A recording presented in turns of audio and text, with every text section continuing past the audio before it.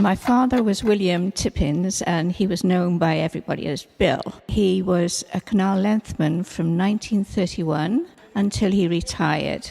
He had a length of canal he had to look after, which meant cutting hedges, cutting the grass, taking the weeds out of the canal. He worked very, very hard.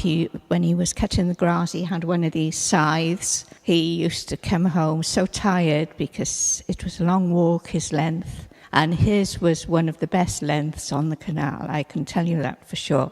I think he started work about 8 o'clock in the morning, and he probably finished about 5. I used to love watching my father with his barge. The barge itself was about 18 inches high and maybe 10 foot in length. Of course, it was flat-bottomed. He used to pull this on his shoulders by rope, almost as if he was a horse, let's put it that way. So it was very, very tiring work that he was doing. My parents lived in the cottage that came with the job. It had the appearance of a pretty cottage, but it was very basic. When my parents first went there in 1931, it had a side piece built on, which was called the bakehouse. But the actual cottage itself was just 4 rooms, 2 downstairs and 2 upstairs. And there was a stone stairs to get upstairs, which was very steep.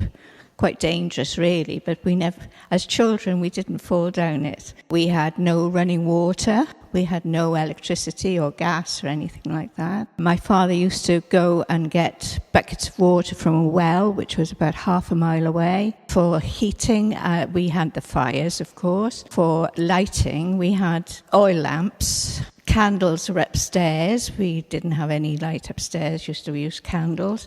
And I did all my studying for school by candlelight upstairs in my bedroom. We did have an outside toilet, but it was a bucket and that was it.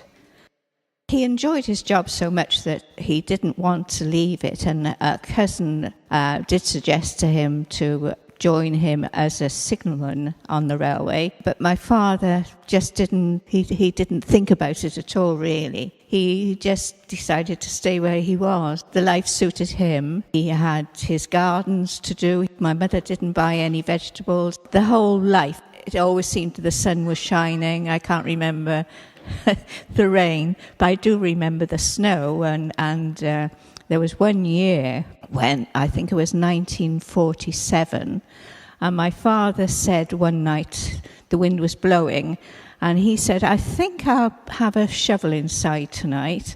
Well, when we woke up in the morning, it was covered in snow. The snow went up past the bedroom windows because it had drifted so much in the wind, and I've never seen anything like it.